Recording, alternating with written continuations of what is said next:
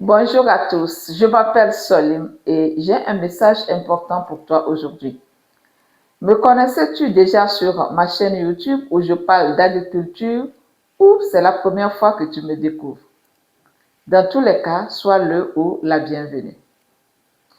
Aujourd'hui, je voudrais parler d'un sujet qui dépasse largement la religion. Je voudrais parler de toutes ces personnes qui changent.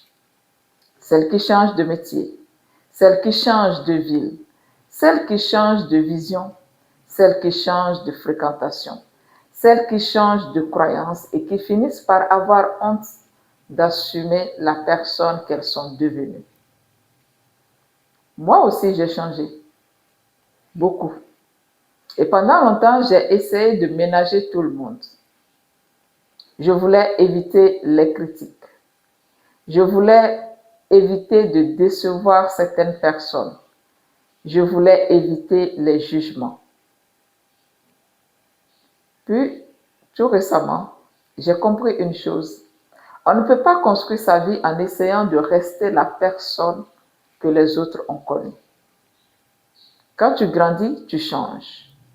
Quand tu apprends, tu changes. Quand tu souffres, tu changes. Quand tu découvres de nouvelles vérités, tu changes. Le changement est normal. Ce qui n'est pas normal, c'est de continuer à jouer un rôle simplement pour être accepté. Dans mon cas, j'ai changé de vision de la vie. J'ai changé de manière de penser.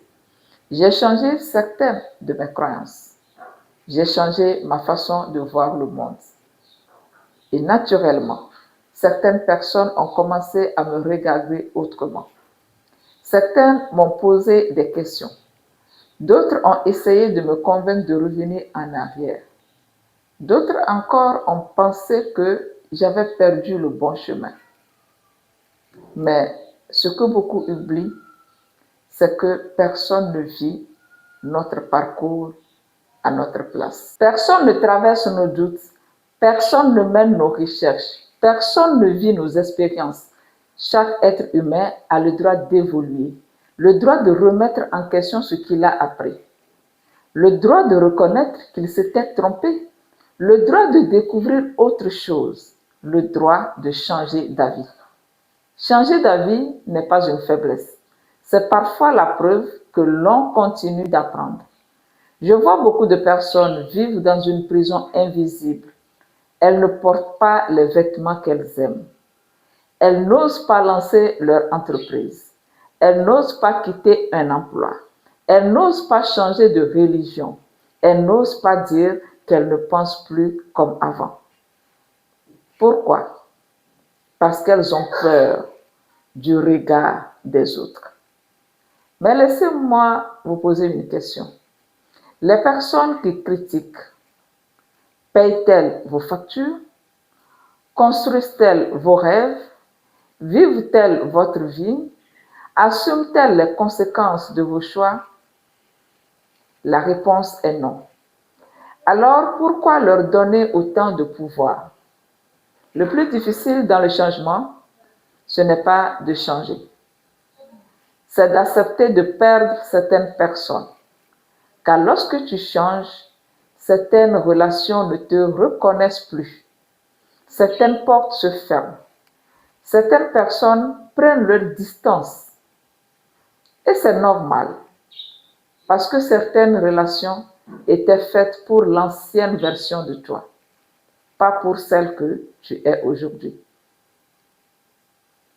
Je ne demande à personne d'être d'accord avec mes choix. Je demande simplement qu'on respecte mon droit de le faire, de la même manière que je respecte les choix des autres. Le respect n'exige pas que nous pensions tous pareil. Il exige simplement que nous acceptions nos différences. J'aimerais te faire savoir aujourd'hui que je n'ai plus honte d'assumer qui je suis, parce que je préfère être critiquée pour ce que je suis réellement que d'être applaudie pour un personnage que je joue. Si une seule vidéo que je vais publier sur cette chaîne peut t'aider, ne serait-ce que pour avoir le courage d'assumer ton évolution, alors j'aurai atteint mon objectif. N'aie pas honte de devenir une nouvelle personne. Je suis un exemple palpable d'une personne ayant changé d'identité et qui souhaite donner le courage à d'autres personnes à franchir le pas si c'est leur souhait. Une question m'a longtemps habité. Pourquoi autant de personnes vivent-elles une vie qui ne leur ressemble pas? Pourquoi voit-on des hommes et des femmes malheureux alors qu'ils ont tout fait comme il fallait? La réponse que j'ai trouvée est simple.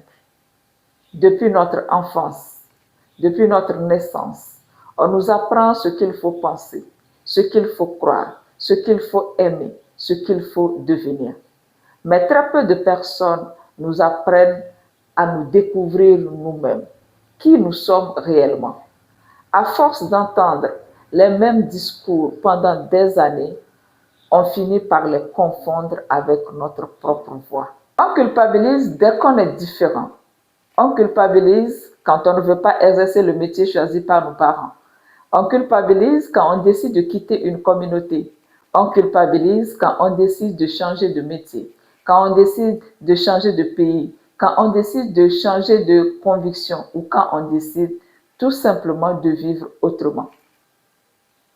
La société nous fait souvent croire que changer, c'est trahir. Alors qu'en réalité, changer peut être la plus grande preuve de fidélité envers soi-même.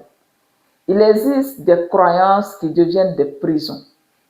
Ces croyances peuvent être religieuses, sociales, culturelles, familiales ou même professionnelles.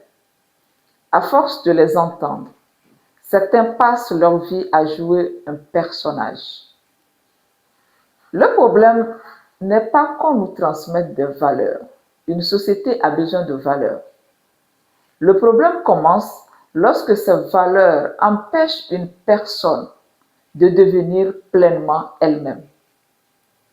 Lorsqu'on lui fait croire que sa différence est une faute, qu'être différent est une rébellion, qu'avoir un autre regard est une trahison, la culpabilité devient alors un outil très puissant.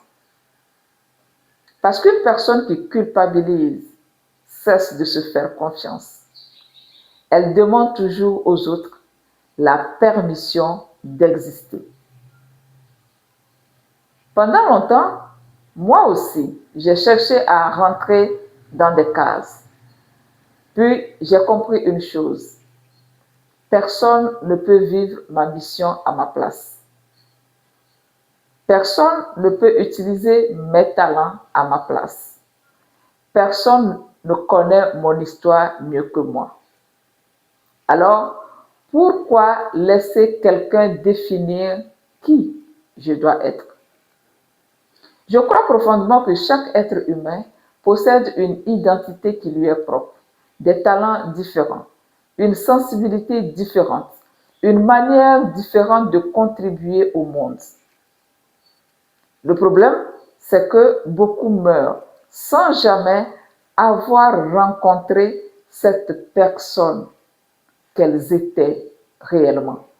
Ils auront vécu toute leur vie, seront le scénario écrit par quelqu'un d'autre. Voilà pourquoi j'encourage chacun à apprendre à se connaître.